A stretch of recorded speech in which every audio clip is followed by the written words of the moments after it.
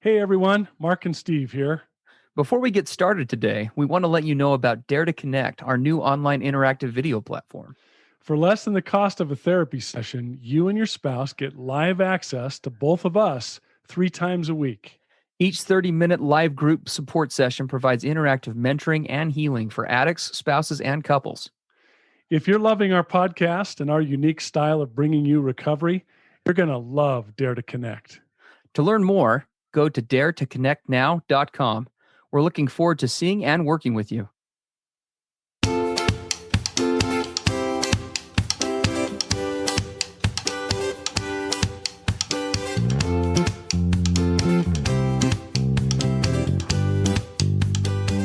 Hey everybody, I'm Steve Moore. And I'm Mark Castleman.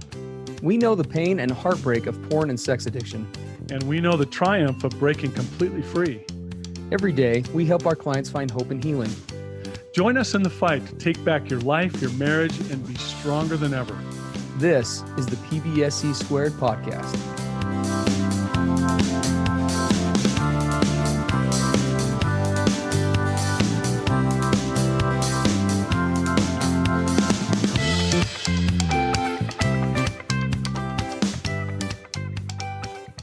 Hey everybody, Mark and Steve, PBSE. Whoa. Hey, today we got an inquiry from one of our PBSE listeners, and it actually brings up a point that I run into a lot with my clients. Oh my gosh. I'd have to say it's one of the, potentially firestorm issues with the couples work that I do.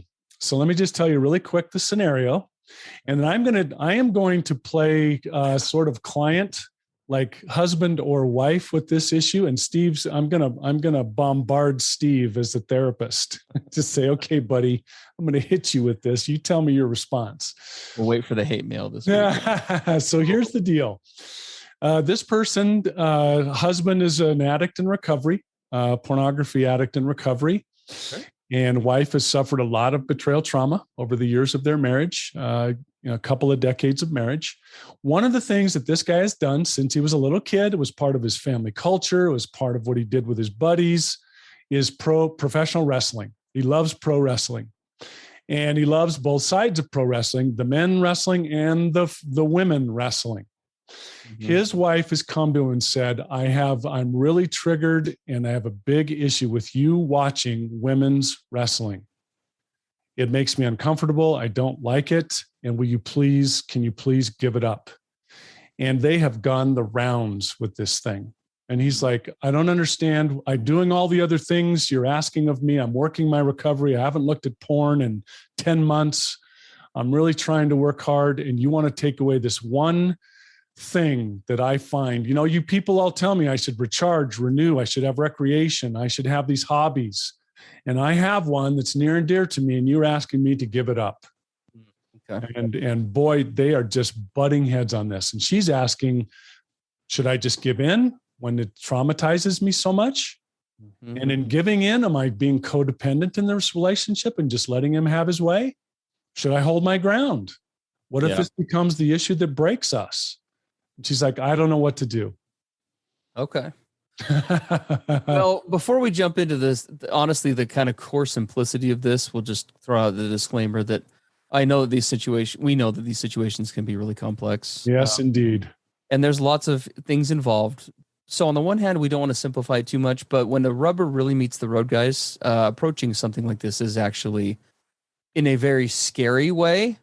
And with the right skill set, actually, it involves some simple questions that we oftentimes dance around. So yes. So let's I guess before we talk about this, is we have to do a brief review of something that we've talked about before on this podcast, which is this concept that we call the authentic self.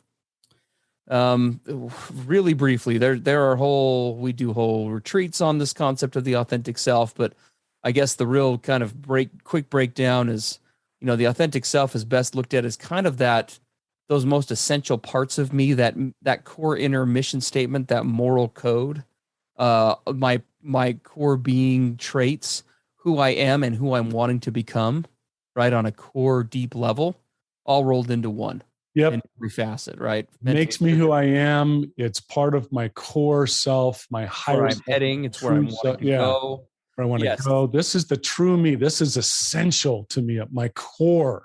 Like I'm not me if I give these things up. Exactly. Right? I'm no longer me. Yeah, we talk about giving pieces of your true self away, right? Yes. That's what is the authentic me, the essential down to the deep core of me, Yes. authentic self. Absolutely. Yep. With what we talk about on this program, and again, this is a brief summary.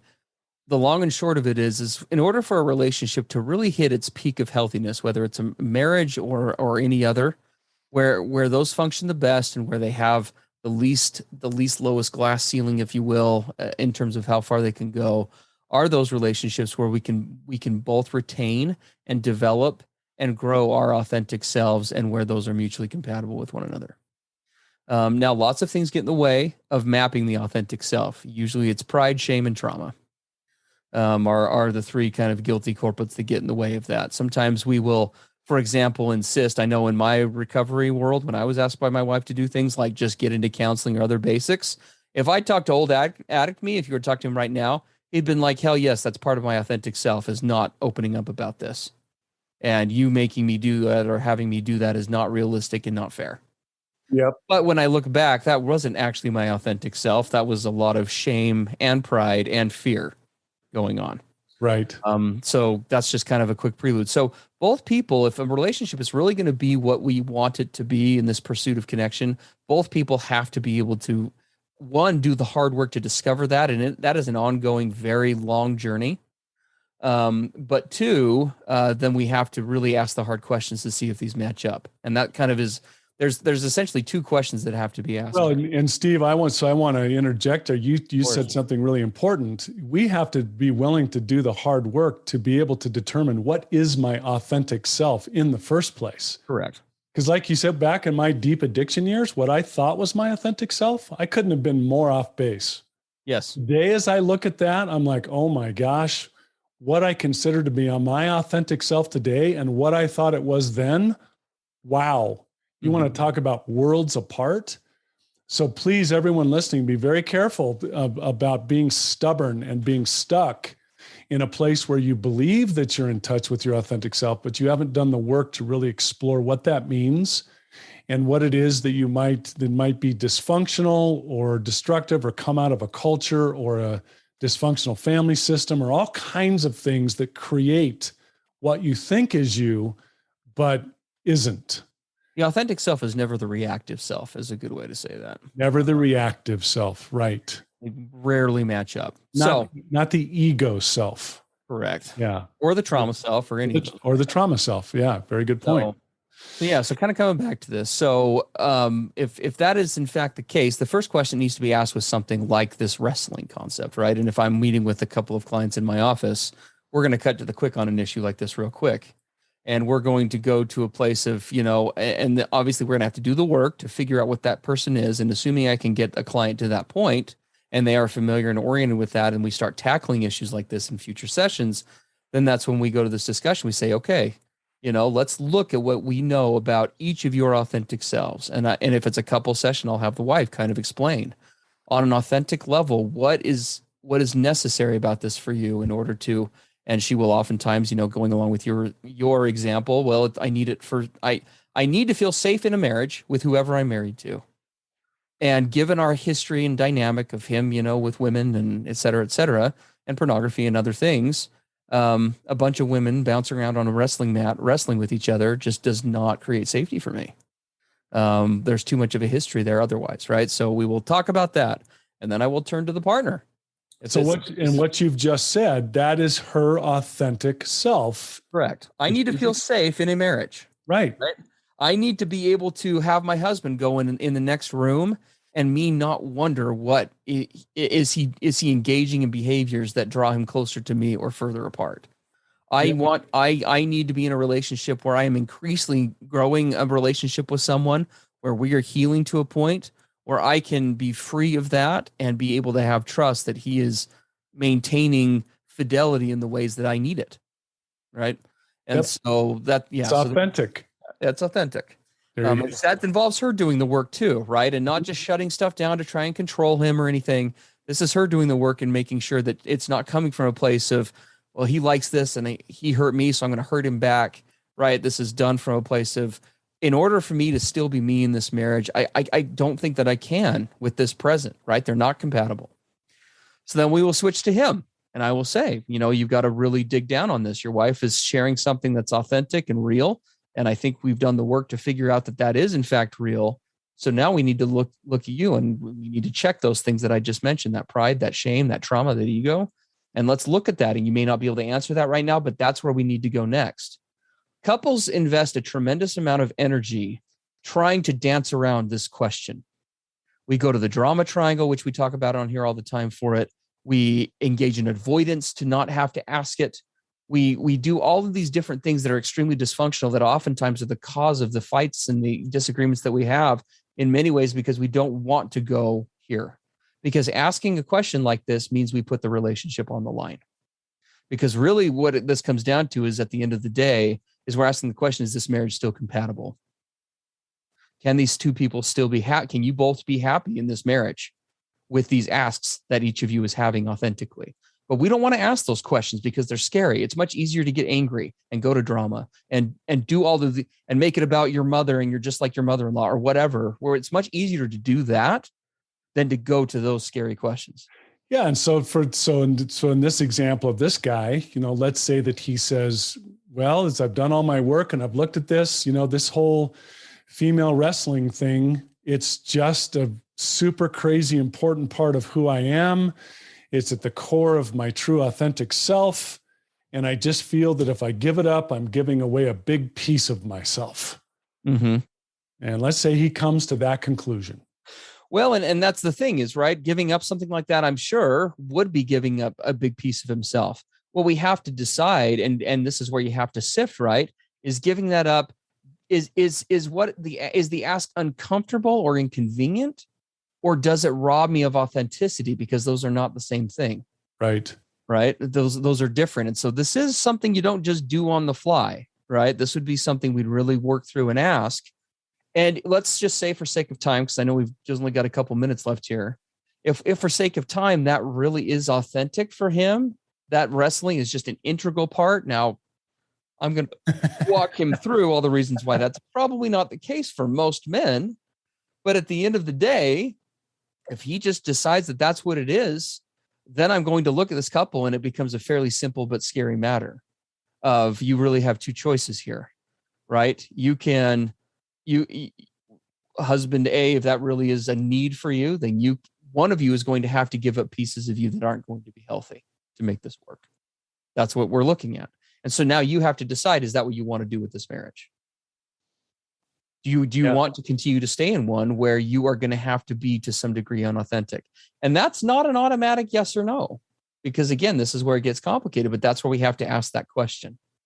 Now, if the response is that isn't actually authentic for me, and it's just something I really enjoy or really prefer or really like, but I'm not willing to explore other things, right? At the end of the day, again, not to be overly simplistic, but actions always speak louder than words, and talk is cheap in this process.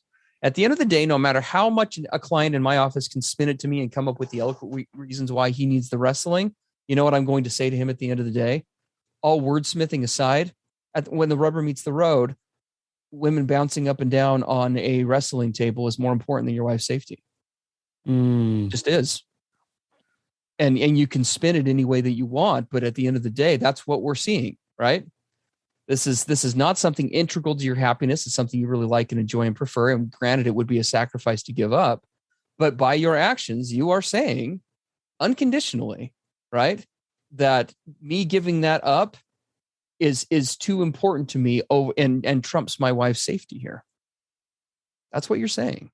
Yeah, if you're going to get brutal about it. And I, these are things, I don't just face these with clients. I have faced these in my own marriage over the years and the decades, because there are things, habits that I formed over a lifetime, things that I enjoy, recreations, different mindsets and approaches to things. And it came down to the place where I looked at myself and I looked at my wife and I saw what she was asking for in order to feel safe or to feel valued or to feel affirmed. and I had to ask, which one do I want more? Mm-hmm. Which one do I want more? Yeah. And in my case, I decided that I was willing to, I kind of call it putting it on the marriage altar, kind of the sacrificial altar. Am I willing to sacrifice this? Yes. Am I willing to give this away? And can I do so without betraying myself, without giving my core fundamental self away? Yes. Most of the times that I faced that, the answer was it wasn't giving away my core fundamental self. Yes. If I use me as an example, there was some stubbornness involved. There was some, why the hell should I have to give this up? This is ridiculous that you're even asking this. So there was a lot of ego. I mean, there was. I'm just going to be totally upfront. There was. And at the end of the day, I'm like, you know what? When it compared to holding on to this relationship that I value above all other things, and do I value it above all other things, giving that away for the sake of this? Yeah. Yep. Exactly. I know. Like I said, guys, this is nuanced, right? This is a really quick example of the end result of the journey. This takes a lot of discussion, oftentimes a lot of therapy to get both people in a position to ask and answer questions like this authentically and real. Mm-hmm. But at the end of the day, that's what I mean when I say it is complex in that sense, but it is simple in an actual practice place, right? Because, and again, I would invite everybody to kind of think about, because if I look back on my relationship and with what I see with clients, it is shocking how much emotional energy we will invest on a subconscious or subliminal level to avoid going to the one place we need to, which is right here. Right? We will make it about everything else, and we will dodge, and we will make excuses or minimize or conceal or deceive because we don't want to face those scary questions like, are we still going to be able to make it? Are we going to come out of this recovery thing on the other side as a couple or not? And for some, it doesn't work out, unfortunately. And that's the reality. Recovery is a lot of change. Oftentimes, before recovery ever happens, there were a lot of things that were incompatible to begin with. And there are no guarantees on this journey. But in the pursuit for connection, on our weekly or our monthly subscription program, Dare to Connect, where we tackle issues like this 3 times a week on Monday, Wednesday, and Friday, and get really interactive. Look at what we've named it. It is a daring process, right? It's getting bold and ask yourself, all this stuff aside, when the rubber meets the road, what's the hard question here, and where and how do I start going there? So we know this is hard, but and what we can tell all of you from our perspective, and so many clients we've worked with, those willing to dare to go through this process, I can tell you that when you get to the other side of it, it is absolutely worth it. Absolutely. You can't begin to imagine, wow, yeah, I thought I was giving up something really important to me, and it was really annoying and frustrating, but I did it. Oh, am I glad that I did? Yes. Absolutely. Now standing on this side, looking back, I can't believe that I was even questioning whether it was worth it. Should I hold on to this? Should I hold on to her? Now it's like, are you kidding me? Hold on to her. Yeah. Right? But it's a big journey to get there. And so we just encourage all of you to, stay in the process. Keep continuing to dare to start to look at these hard issues, get the help, the outside help and support that you need to do so. Don't do this alone. These are complex issues.